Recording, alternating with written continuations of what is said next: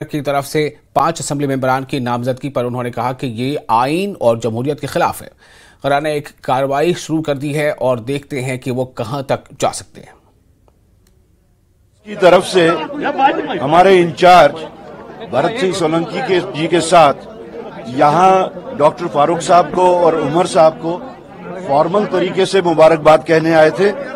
इसके बियॉन्ड अभी कोई बात नहीं है। वो जैसा कि कल उमर साहब ने कहा है कि उनकी फॉर्मल तरीके से जो लेजिस्लेचर पार्टी की मीटिंग होगी उसके बाद वो अलायंस पार्टनर से बात करेंगे। तो लेट दैट हैपन। पहले इनकी लेजिस्लेचर पार्टी की मीटिंग होगी, उसके बाद वो हमसे जो भी मामलात हैं कि फॉर्मेशन के बारे में लेटर ऑफ सपोर्ट है और वो उसके बाद होगा।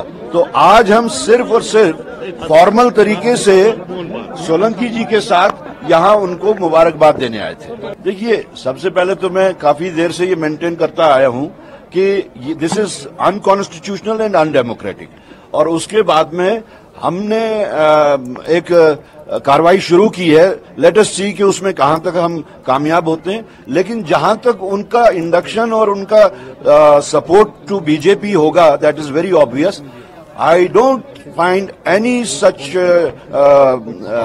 problem arising due to that.